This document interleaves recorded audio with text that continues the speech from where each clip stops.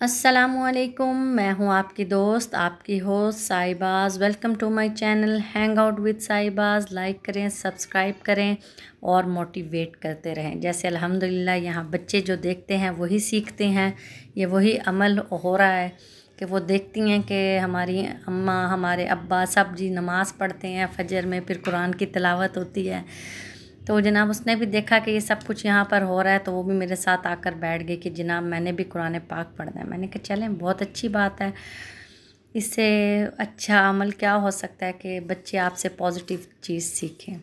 तो मैंने एक चीज़ सोची, मैं काफ़ी दिनों से कुछ पॉइंट्स नोट कर रही थी कि जब हमारी शादी होती है और हम लड़कियां शादी करके आती हैं अपने ससुराल में, ज़ाहिर है हमारे बड़े सग़ीर में या पाकिस्तान में तो ज़्यादा 99% तो यही है कि लोग इकट्ठे ही रहते हैं, फैमिलीज़ इकट्ठी रहती हैं और ये एक रिवायत सी बन गई है जो कि फ़ायदेमंद भी बहुत है। हर चीज़ के फ़ायदे भी हैं और नुकसानात भी हैं। जैसे इसमें भी फ़ायदा भी है बहुत ज़्यादा और नुकसान भी हो जाता है सम टाइम कि आप बहुत सारी चीज़ें अपनी मर्ज़ी से भी करना चाहते हैं लेकिन आप नहीं कर सकते, आपको सेक्रीफाइस करना होता है। और यही शायद रिश्तों की खूबसूरती भी होती है। जैसे हम अपने माँ बाप के घर में रहते हैं तो वहाँ पे हम बहुत सारी चीज़ें होती हैं जो हम अपने माँ बाप के अंडर कंट्रोल होती हैं।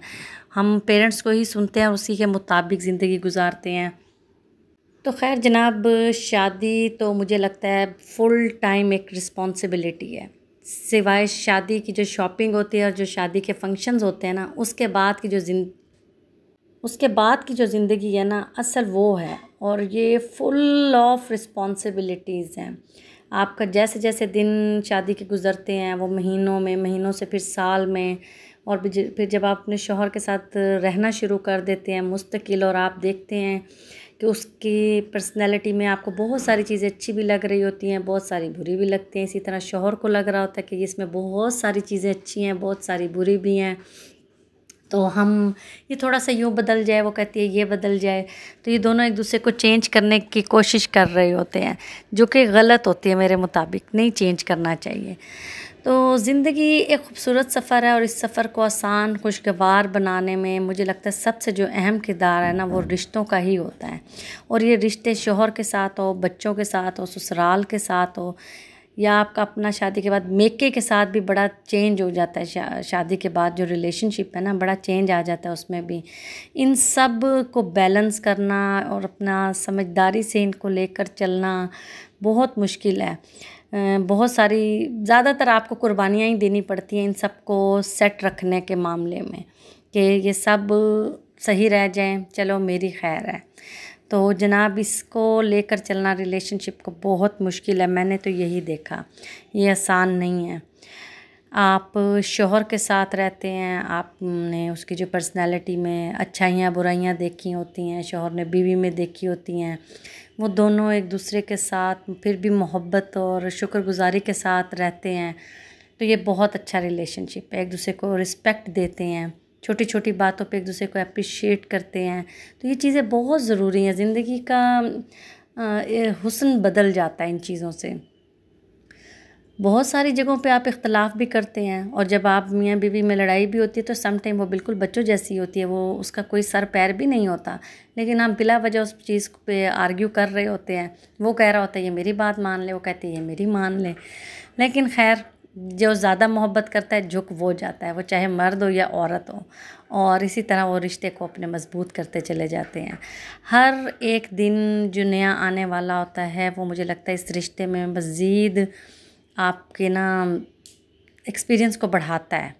हर एक नया दिन जैसे हमारी एक जंग होती है, वो शुरू होती है अपनी ज़िंदगी के साथ, कि आज के दिन के ये मैटर्स हैं। दोनों में से कोई बीमार हो जाए तो एक को परेशानी हो जाती है, दोनों में से एक को कोई मसला हो तो दूसरे को परेशानी हो जाती है।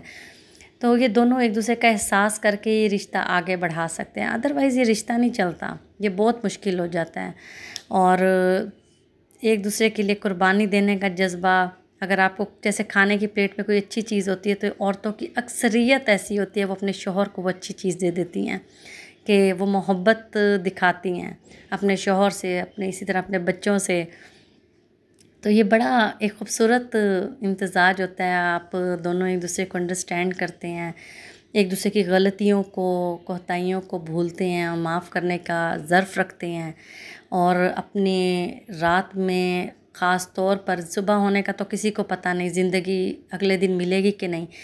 एक चीज़ मैंने जो अपनी मैरिड लाइफ में सीखी वो सबसे खूबसूरत यही थी कि मैं, और मेरा ये पर्सनल एक्सपीरियंस है, हम मियाँ बीवी कभी भी ऐसा नहीं हुआ कि हमारे दरमियान कोई आर्ग्यूमेंट्स है तो हमने उसको प्रोलॉन्ग कर लिया और वो अगले 2, 4, 8, 10 दिन तक चलता रहा। नहीं, आर्ग्यूमेंट्स हैं, ठीक है, आप उस पर डिस्कशन करें, लेकिन उसको ये ना हो कि आप रात को सो जाएं उसी तरह लड़ झगड़ कर, उसका कोई फ़ायदा नहीं है। वो जितनी देर तक बात दिल में रहेगी, आप के दिल में बदगुमानी भी बढ़ेगी और पता नहीं आप सुबह आपकी आँख खुलेगी भी कि नहीं।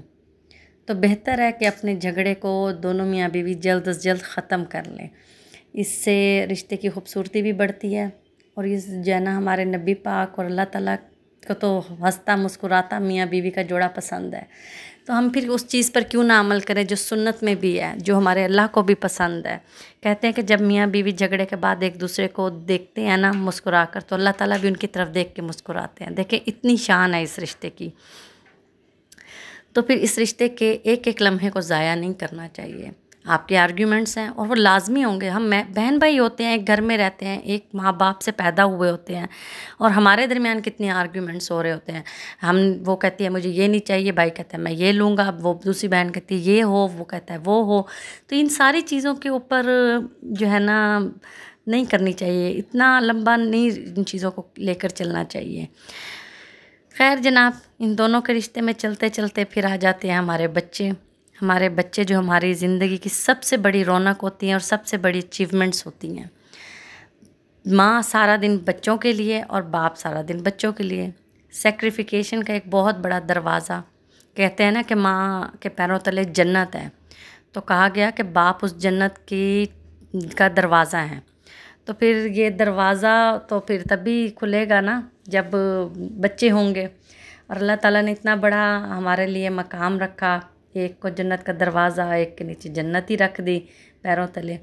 तो खूबसूरती बच्चों के साथ रिलेशनशिप को मज़बूत करने में बच्चे बड़ा अहम किरदार अदा करते हैं आपकी ज़िंदगी में। जब ये होते हैं तो आपकी बड़ी सारी तब जो है ना तरजीहात, जो आप इधर उधर की फ़जूल सोचे होते हैं, इनसे आप निकल आते हैं। वो आपको इतना टाइम ही नहीं देते हैं। ये इतने खूबसूरत होते हैं, ये हर रिश्ता बड़ा खूबसूरत है। वो आपके बच्चों का हो, बहन भाइयों का हो, माँ बाप का हो, ससुराल में हो, नंदों के साथ, देवर के साथ, जिसके साथ भी आपका रिलेशनशिप आप आते हैं, वो बहुत खूबसूरत होती हैं। तो बच्चों को लेकर मेरी यही चीज़ है कि मैं अपने बच्चों के साथ मैं तो बहुत टाइम स्पेंड करती हूँ। मेरी कोशिश होती है कि मुझे जो वक्त मिला है मैं ज़रूर इनके साथ टाइम स्पेंड करूँ। जब ये स्कूल से आएँ, इनकी बातें सुनूँ, ये क्या बात बताती हैं, इनके साथ इनके आर्ग्यूमेंट्स करते हैं बच्चे, अब सवाल करते हैं, तो कोशिश करती हूँ उनके सवालों के जवाब देने की। जहाँ मुझे समझ नहीं आती मैं वहाँ उन्हें गलत कभी भी उनकी रहनुमाई नहीं करती। फिर मैं उस चीज़ को छोड़ देती हूँ। फिर मैं डिस्कस कर लेती हूँ हस्बैंड से, अपने फादर इन लॉ से या अपनी बहनों से कि ये बात ऐसे है, ये वैसे पूछ रहे हैं।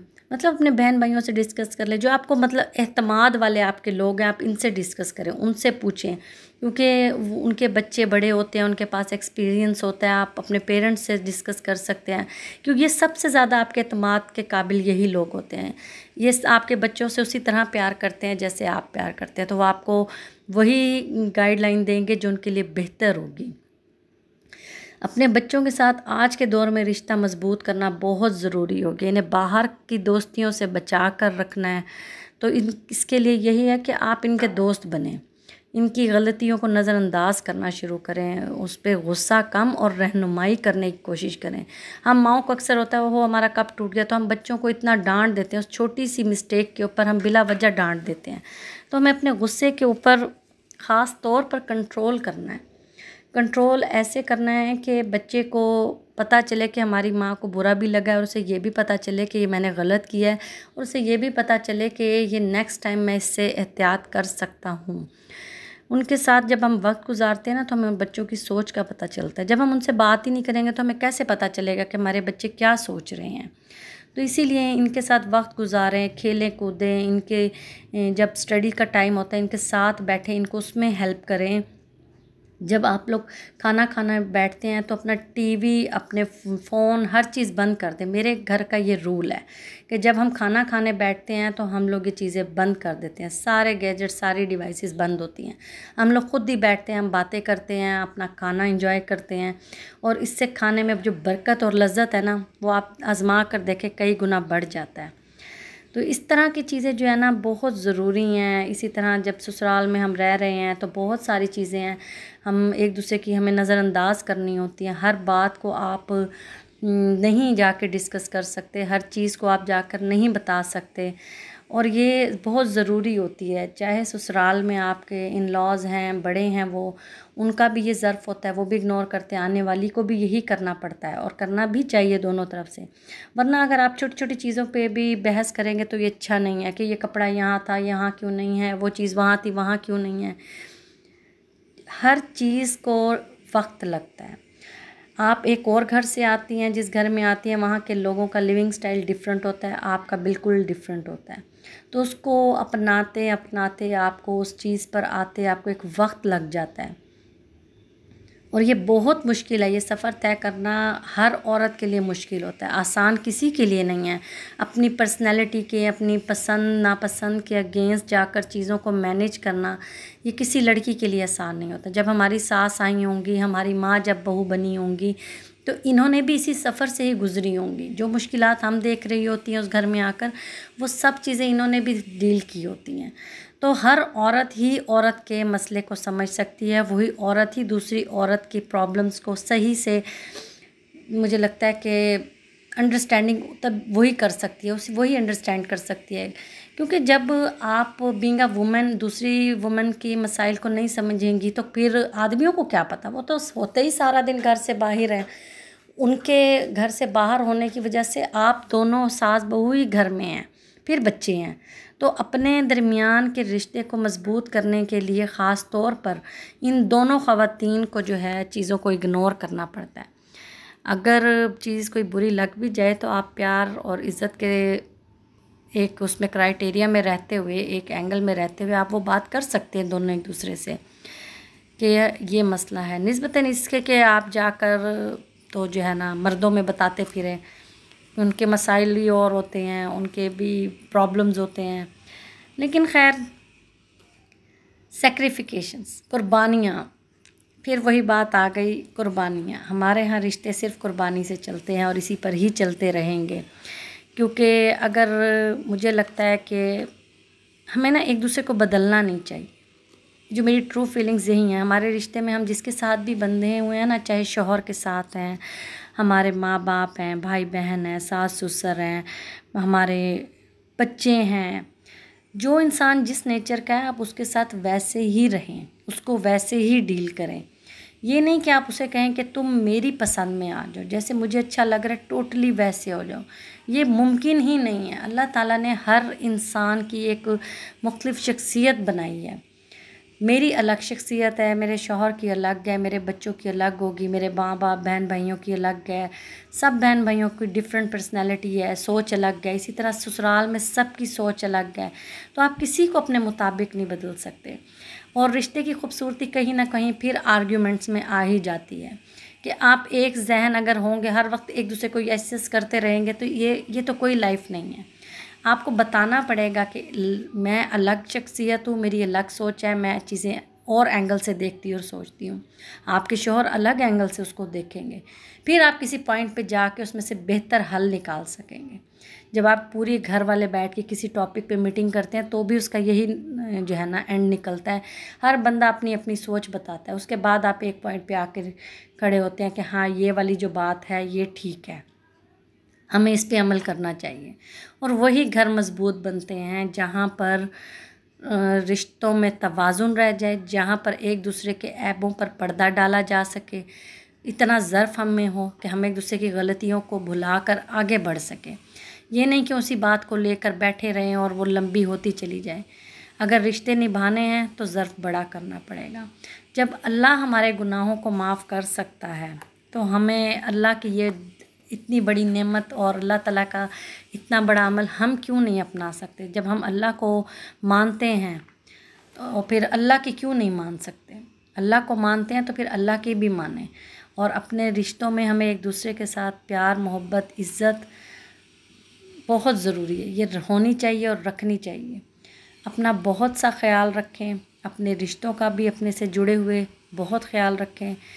मैं सब के लिए दुआ गो हूँ, सब के लिए अल्लाह खैर व आफ़ियत रखे और हमारे मुल्क की सलामती के लिए भी दुआएं करें कि अल्लाह ताला हमें इन क्राइसिस से निकाले और हमारे रिश्तों में प्यार मोहब्बत दे। तो जनाब, रात हो गई, दिन ख़त्म हो गया और मेरा आज का मैसेज आप सब के लिए यही है, खुशियाँ बांटें, खुश रहें। फिर मिलेंगे नेक्स्ट व्लॉग में। अल्लाह हाफिज़।